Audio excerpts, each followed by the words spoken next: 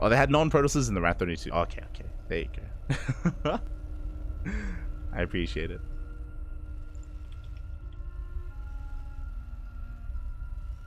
As we are getting into the grand finals and spawning in the top left-hand corner of Dragon Scales, we have the South Korean Terran player representing Shopify Rebellion. It is ByuN. And spawning. Oh, hold on. I need to.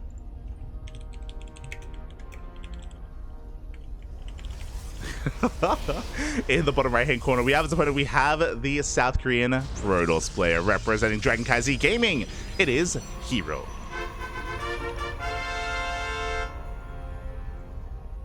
And I will just fix up the names for us so we know who is playing. Yeah. Beautiful. All good. ByuN versus herO. Again, herO just blazing his way through the upper bracket as well. The upper portion of the brackets. And it all comes down to these two players. I appreciate that, hey, at least we don't have a mirror matchup.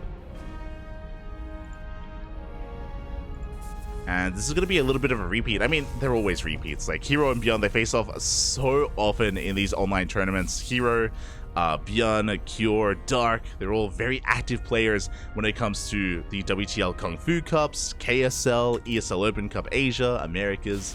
They're constantly facing off week after week. And I'm not complaining. I love it. It's great. It's beautiful. They always provide such entertaining series. And now, here we go. We are getting into our game. ByuN going for a double gas opener once again. He only went for a Rax Expand game 1 against Creator. From ever since then, it's been a little bit more aggressive, a little bit more assertive. As herO's just being as annoying as possible. He will end up losing this probe.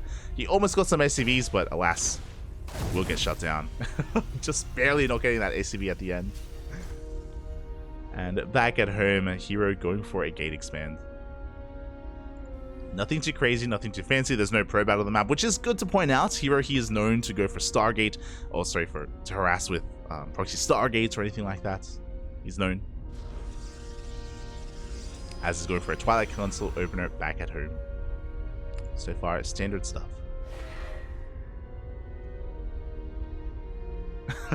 I see Ranger in the chat. Now I'm all in on herO with 170 points. Let's go, Papi. Let's go. I do think that herO is more favored than Creator. I'll give you that. Definitely give you that. As ByuN is just going to be going for the high ground expansion. Very safe play here from ByuN. Making sure he isn't interrupted. As he's setting up for another mine drop.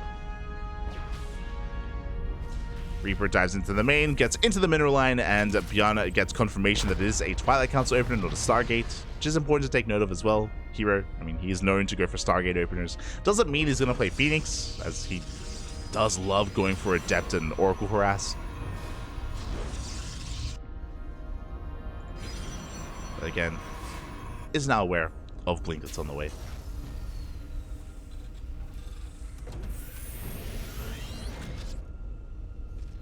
That's enough grapes for. That's a lot of grapes, Papi. That's 170.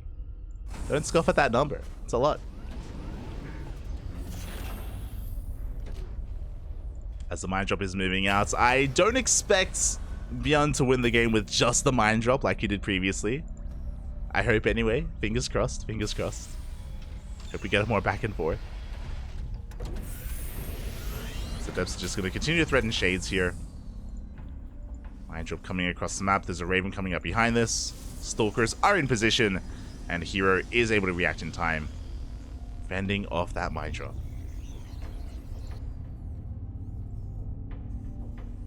Oh. As ByuN is already working on his tank production, the Raven as well can help harass across the map as well. Ooh, and the Adept does make it into the main. Bit of an oversight from ByuN. The wicked SCVs! As the mine drop did come in, 4 probes did go down, and there's no more mines left, but likewise, SCVs are also falling across the map.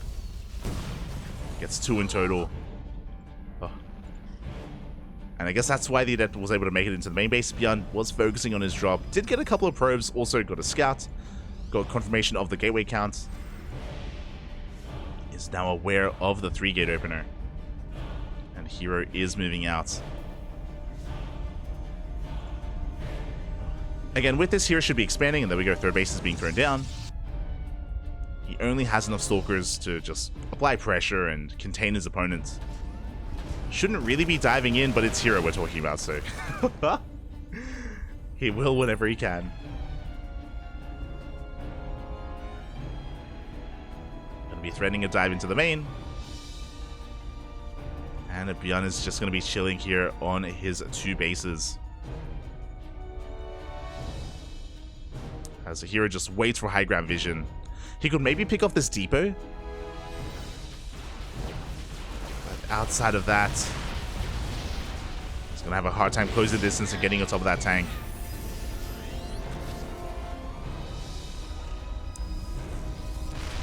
So we do manage to warp in. Yo, we dive on in anyway. Oh my god.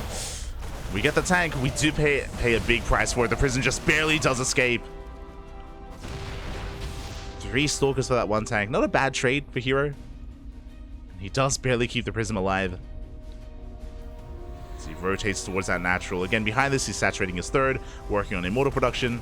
Charge on the way. He blinks on forward. Once again, takes out another tank. He has no fear, Bobby. No fear. Quick repair on the bunker. He's going to keep it alive. But that was 2 Stalkers for a tank. And herO, he's not satisfied. Wants even more, gets the bunker as well. And what's important is that for every tank that goes down, that just weakens the push from ByuN. It just means that when ByuN eventually breaks free from his 2 bases, he's not going to be able to pressure and deny the 3rd. Raven is going to be harassing once again. Creator. herO does get into the main. Going for the add-on. Taking down the reactor. And ByuN is hurting. Observer goes down that has been giving herO so much information as to the army movement. Going for that 3rd TC.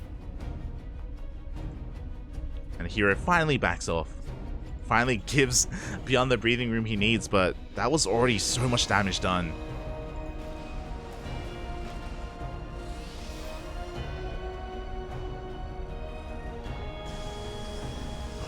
And behind this, herO, he's working on the next step. We have a lot of gateways finishing up here to warp in to reinforce with Zealots.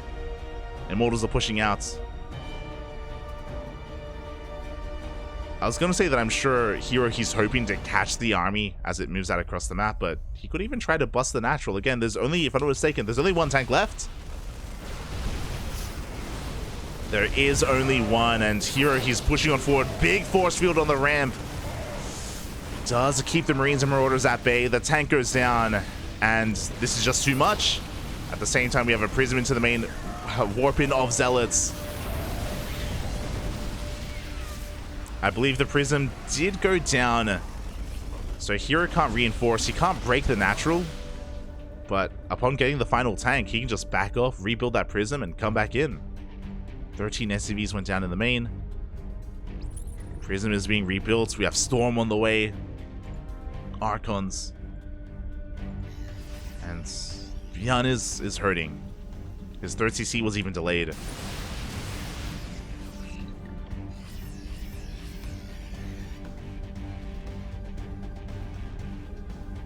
Ay. And as herO maintains map control, he can even take a 4th base, and that's exactly what he's going for. 4th on the horizon. Storm is done. We've rebuilt the War Prism. We have 2 High Templar within it.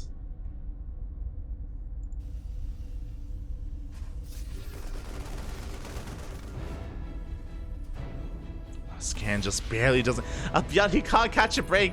Let him at least get the Observer. Observer barely survives. We do have Ghost for EMP, so potentially ByuN could take a fight. If the stars align, but even with insane EMPs, it's not going to be enough. The Chargers move on forward. Storms connect with the army, and herO is snowballing out of control. GG gets called, and herO takes game number 1 in a very impressive fashion. Despite the fact that herO went for a 3-gate opener, it was honestly really impressive to see him get as much damage as he did, just going in, getting tank after tank. Something that you don't really see Protoss players do too often just because it's such a risky maneuver. Like, things can go south so very quickly if you lose too many Stalkers. But, yeah, he was able to pick them off one at a time. And again, the tanks, they weren't being rebuilt, they weren't being remade from ByuN. So his defensive position was just weakening over time, leading up to that eventual push, that eventual fight at the natural. And yeah, just really solid play out of herO. But that was only game one. That was only game one. It's a best of 5. We got plenty more matches ahead of us. ByuN can bring it all back, of course. And he's going to begin that comeback here on Ancient Cistern. Or he's going to try to. Here we go. Spawning in the top right-hand corner of Ancient Cistern, we have the South Korean Terran player representing Shopify Rebellion. It is ByuN. And spawning in the bottom left-hand corner, we have its opponent. We have the South Korean Protoss representing DragonKy Gaming, leading the series 1-0. It is herO.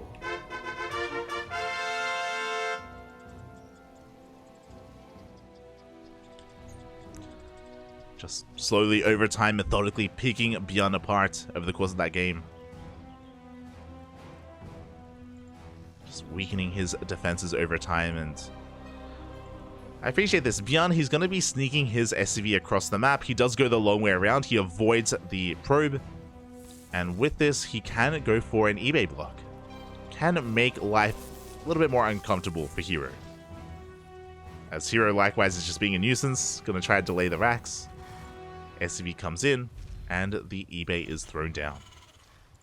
So if ByuN is able to get away with this, and it looks like he will. It looks like herO isn't sending a probe down to the low ground to scout. It looks like ByuN is going to be able to force the unnatural natural out of herO. Living that hashtag Zerg life. As, yeah, the eBay is almost done at this point. And because of, that was a mistake. ByuN, a little bit distracted, did allow that engineering bay to finish. So typically you do pull back and you pull out just before it's done so you can cancel, so you can preserve your resources. It's typically not worth finishing the engineering base, so that was a bit of a misstep. It does, of course, force the unnatural natural, forces the base to be thrown down at the third base location, but that would have been done anyway, so yeah. ByuN, we got to pull it together, papi. We got to tighten it up. Tighten it up.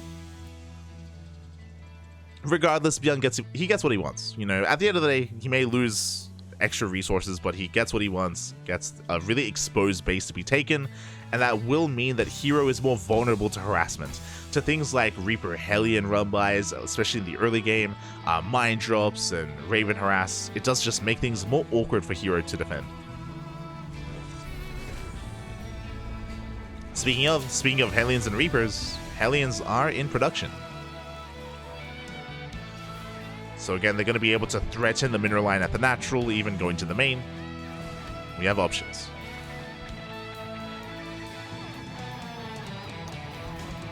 We do have options. As behind this, oh, interesting. We don't have a Stargate or a Twilight Council. herO is going for a Robo Opener instead. Now this could lead into a couple of different things. This could be a really safe opener to get into fast Immortals and a fast Colossus to rush into a Robotics Bay. Or we can throw down a third gateway, start working towards a Warp Prism, and be really aggressive as well. Because there's no Prism on the way, I expect this to be more defensive more than anything. Hellion's going to threaten to dive into the main, but a Force Field does keep them back. Very nicely done by herO to anticipate the Hellion run-by and to have that Force Field ready. But we have more Hellions where that came from. 4 Hellions in total now. Looking to go in. Take down a probe. There's not enough engine for a force field. We do. Up. Hold position on the ramp. But the Hellions, they bust through anyway. They get into the main. The boys are being pulled. And probes are getting roasted. Up. 6 workers in total. 7 for Hellions, not too bad at all. And this E-base still going to be delaying that third base. And we can see that this was just a safe opener out of herO. We get into faster Immortal production. We have observers for detection, for map vision. Now, the downside of this Robo opener is that it means herO has less map control. There is no Twilight Council for Blink Stalkers. There's no Stargate for Phoenixes. It does mean that herO is going to be stuck at home a little bit longer. You can't really vie for map control. Not with this kind of army.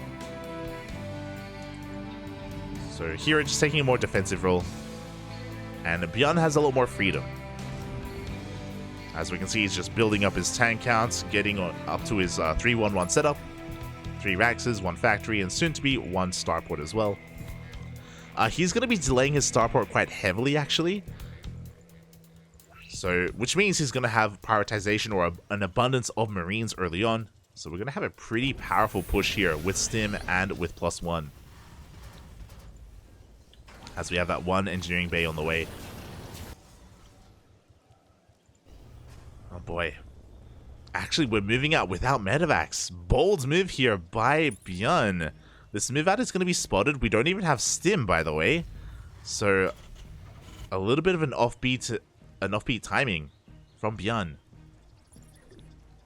Now, Stim may finish in the middle of the fight.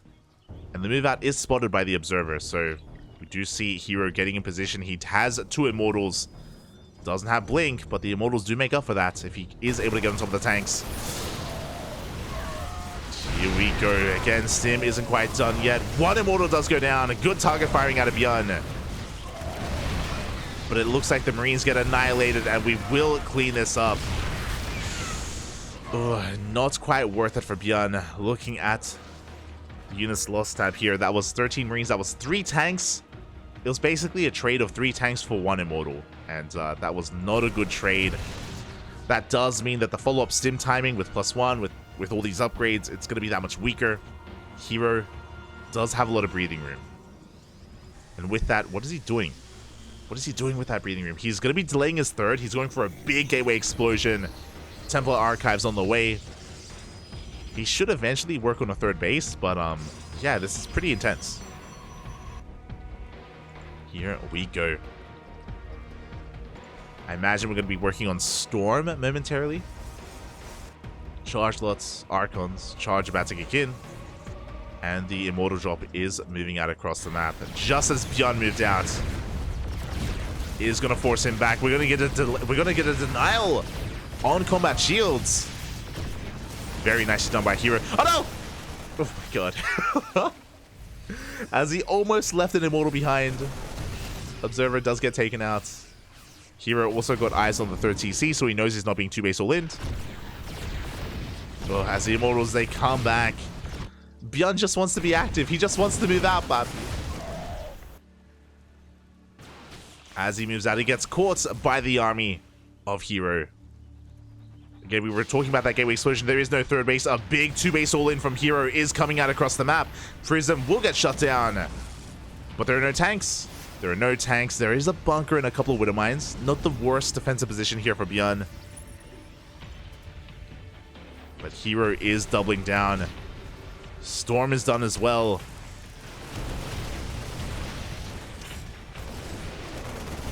Bearing in mind there is no combat shields. Widow Mines are going to be going up on the Zealots. Pretty good shots.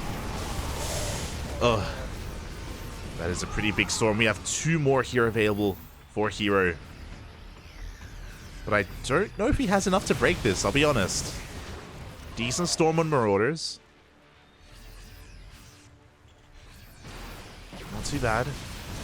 Oh my god. Much better storm on the entire army of ByuN. But that was the final storm. We don't have any left. herO still hasn't expanded, still very committed. Very all in. Meanwhile, ByuN is getting his own 3rd base up and running. Getting back into combat shields. Ghosts are on the way for EMPs. Here we go. herO looking to break ByuN here and now. Oh, there's that final storm. Once again connecting with ByuN's army.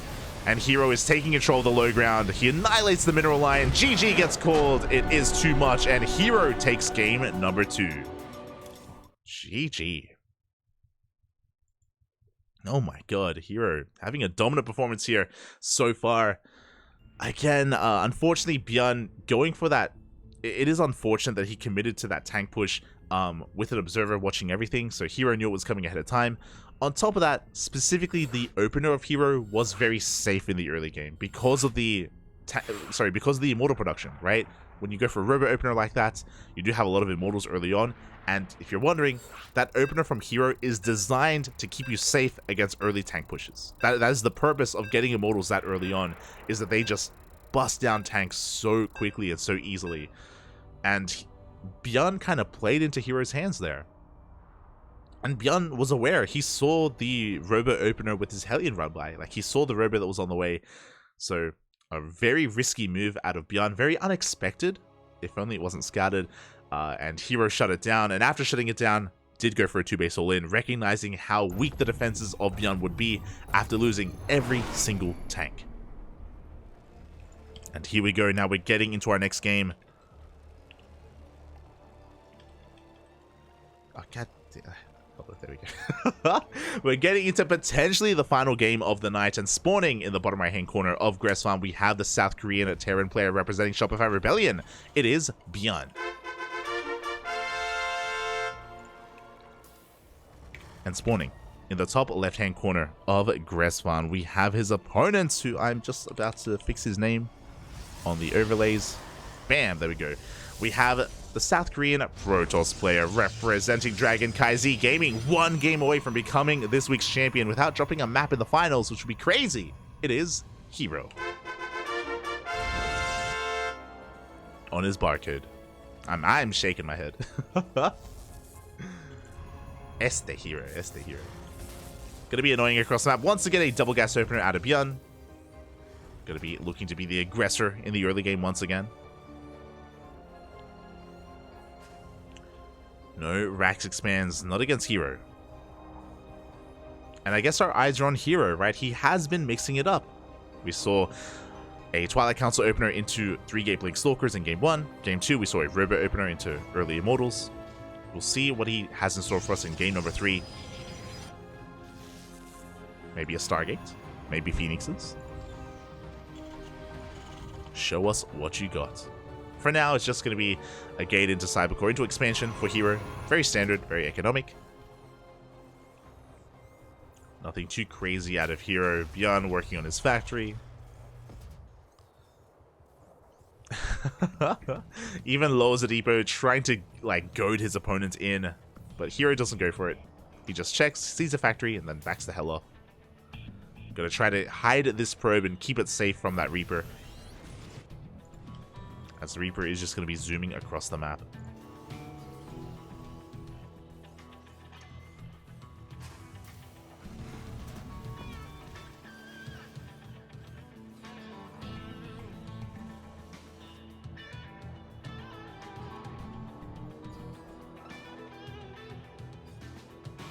And from here, yeah, ByuN is just going to be confirming that there's an expansion. I guess he's also a little bit paranoid of potentially any kind of proxy play from herO. Once again, a robo opener out of herO.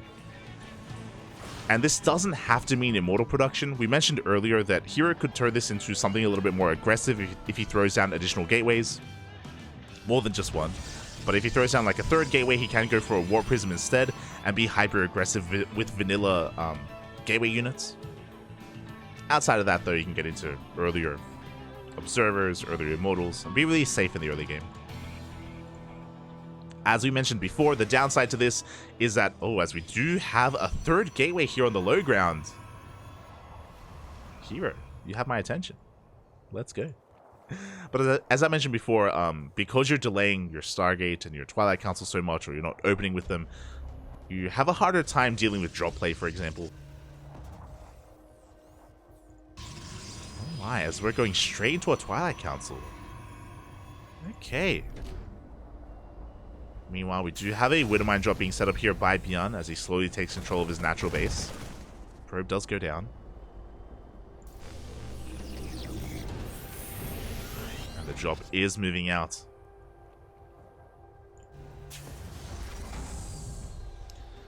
This time, of course, ByuN isn't going to be working on any kind of additional Hellions. A lot of that was because of the unnatural in Game 2.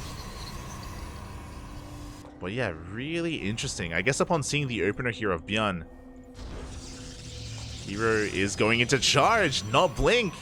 Oh my god. Okay. Mind Jump is going to be threatening that natural. We do have units in position at that natural base. Mind Jump comes in, and herO is going to be able to react in time. Does force ByuN to pick up.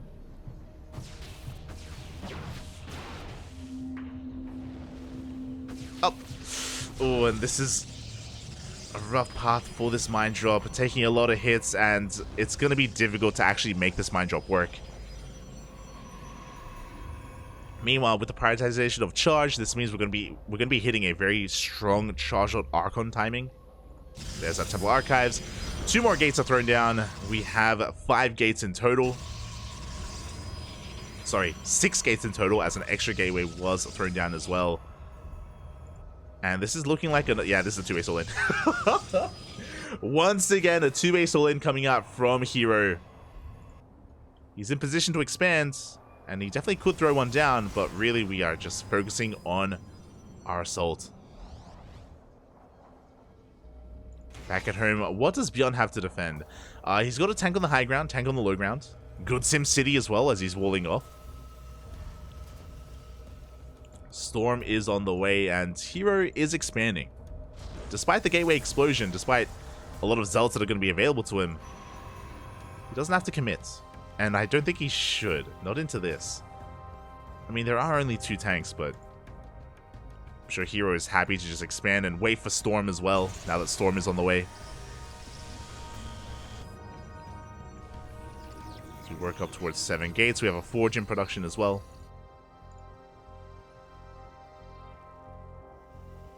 And yeah, herO, he's just happy to take up from here. He's happy to... basically, he's skipping warp-ins. We're actually not making use of all these gateways. We're skipping warp-ins. We're just taking up instead, focusing on our economy.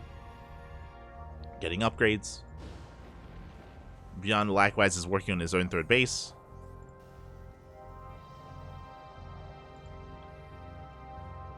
And herO can macro from here. We do have a double drop moving out. There are units in position. We have 2 observers out on the map, basically covering everything here.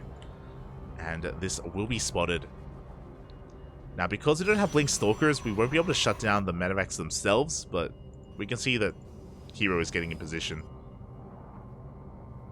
He does have High Templar for feedbacks. Speaking of, Raven does get feedbacked. Won't be able to harass. And Stalkers are ready for the drop, as ByuN does pull back.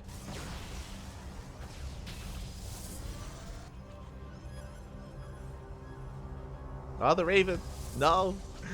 I know it got feedback, but yeah, the Raven is going to go down. Did pull the Stalkers out of position for a moment, but ByuN doesn't go for it.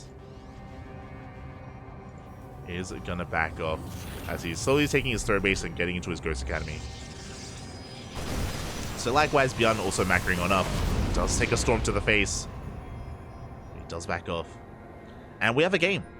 We haven't really had a solid mid-game between these 2 players. Things have been getting really intense and really chaotic really quickly.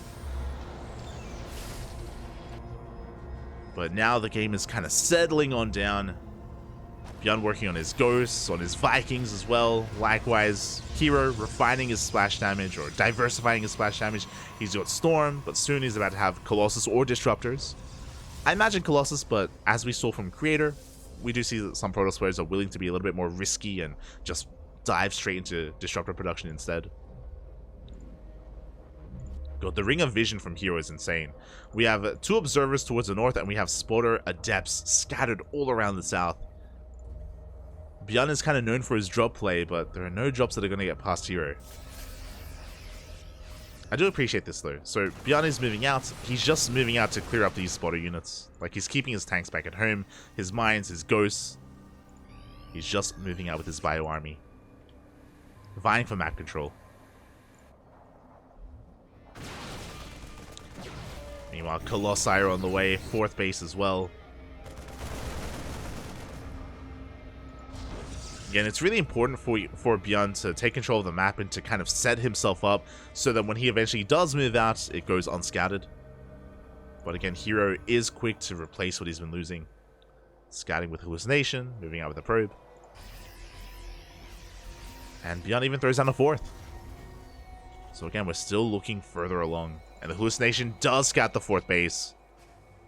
Upon seeing that, herO should be feeling pretty safe. Should recognize, like, okay, like, he's still going to be focusing on SCV production. His army isn't going to be as large. Not yet, not anytime soon. And herO's free to tech up, and now we have our 3 Colossi. Disruptors are on the way, +2.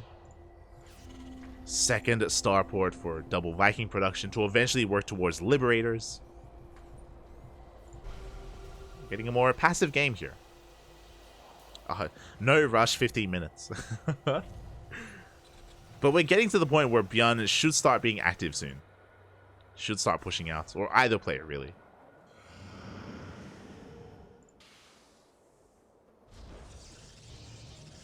Kind of waiting for the fusion core from ByuN. So just focusing on his Vikings. 4th base is on the way, and herO is going to get eyes on that 4th. With those Zealots, with the Hallucination.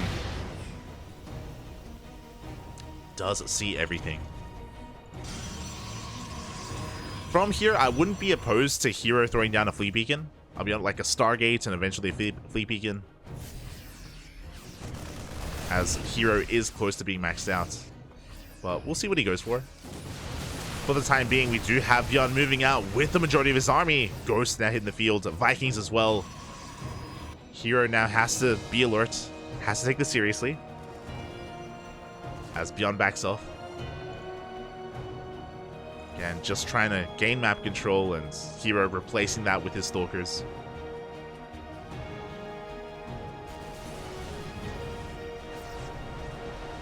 Zealot run by here on the right-hand side. Planetary does finish up in time.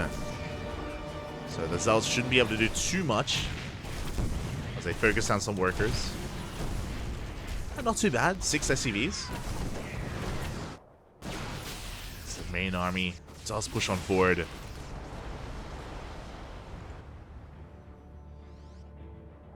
herO working on his 3rd Robo. Gonna have triple disruptor production, which is pretty insane. Here come the I was gonna say the storms. Here come the feedbacks on the medevacs. Oh my god. Only 1 medevac has energy left on it, and ByuN is being bullied back. Here we go, herO racing him to his 3rd base, but we do have tanks in position and a sensor tower. ByuN is aware. Sensor tower is going to go down.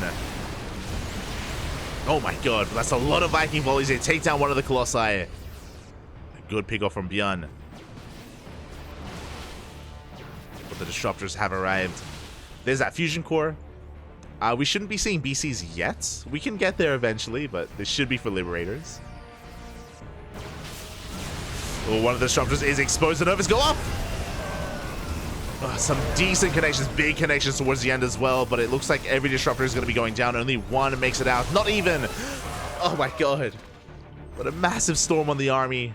1 Disruptor does escape. And herO, he reinforces with a wave of Zealots.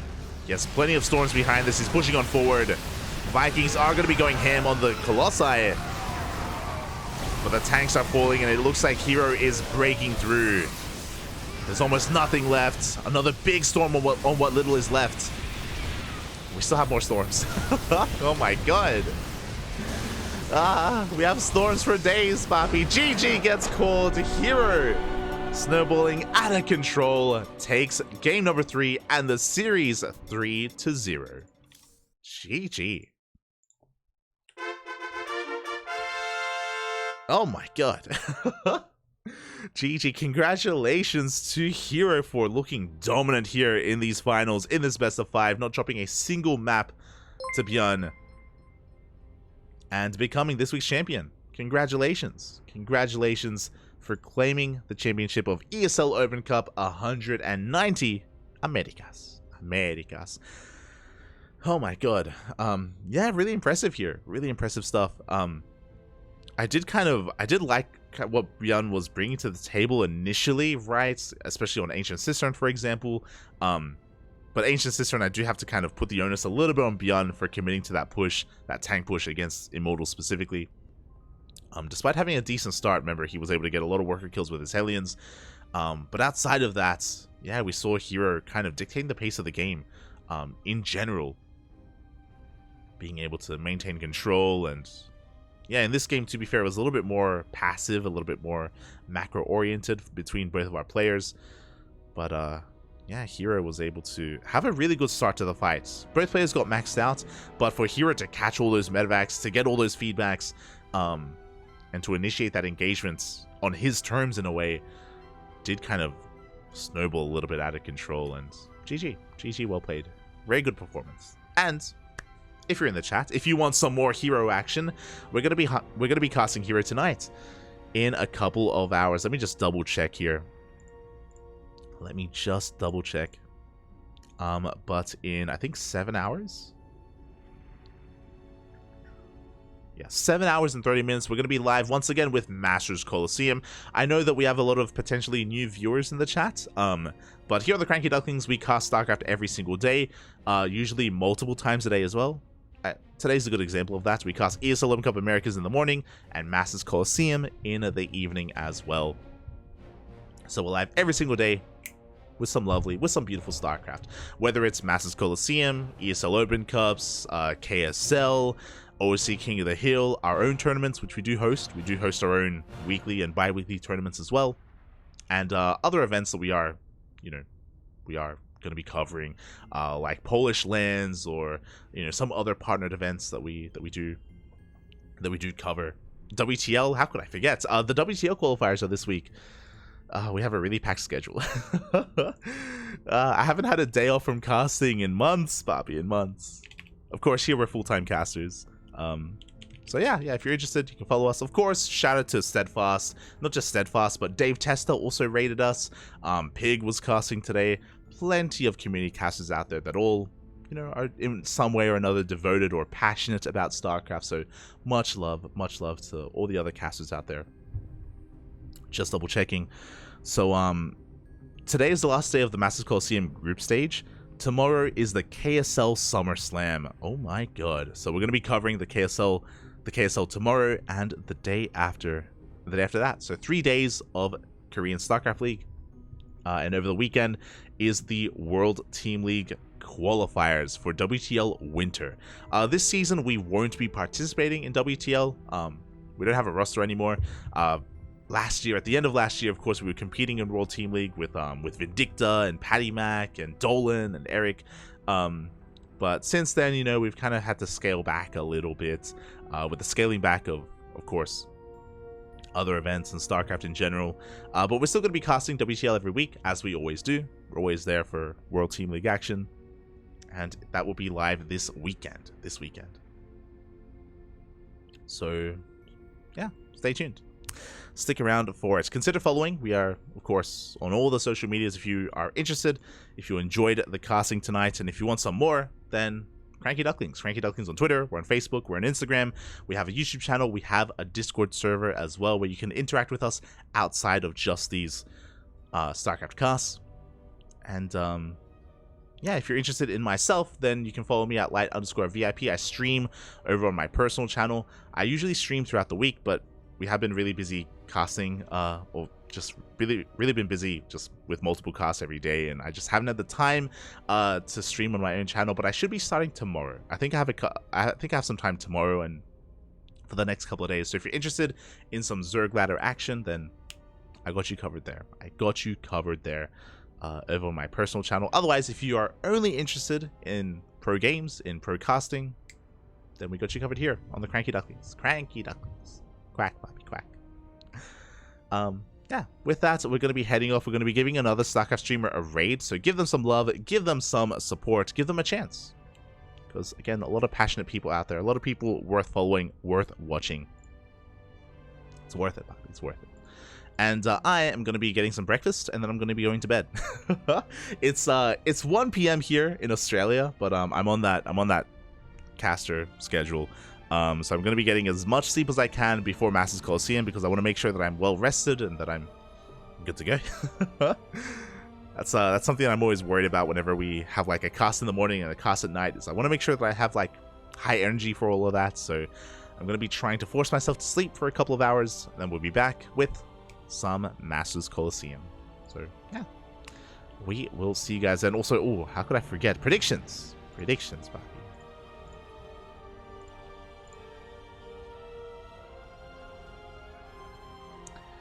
Do have to pay out those predictions as well.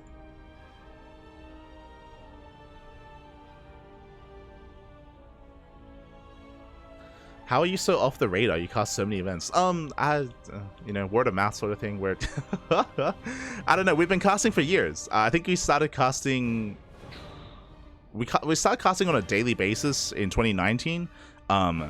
But we have been casting on this channel since 2017. 2017. So yeah, it's one of those things. I mean, we're even the B stream for the ESL Masters and DreamHack and all that stuff. We were the B stream for IM Katowice. Yeah, we're around. We're around. If you know us, you know us. If you don't, you don't. Feels bad, man.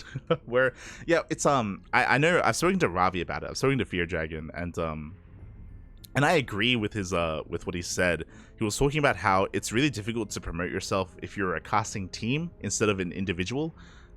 If you're wondering, we have a bunch of casters on the CranKy Ducklings. It's myself, it's Asher Bro, Yaku, Kuro. We have guest casters. Like a lot of people come in and you know, we're a team at the end of the day. Kind of like Base Trade TV back in many years ago. But it can be a little bit more difficult to like promote yourself and get your name out there if your individual name isn't as big of a presence, right? Unlike, you know, Wardy or Steadfast or Pig sort of thing, where their brand are who they are. Meanwhile here we're Ducks, we're a team. So it can be a little bit harder, a little bit more difficult. But regardless, if you enjoyed the casting, consider following us. We do our best, and we've been casting full time ever since COVID, basically. Story time, small story time. Basically, when COVID hits, I did quit my job. I was an inventory manager or inventory controller for a 3PL, which I did love. But at the time, I was only casting over the weekends, and once COVID hits, I was like, you know what?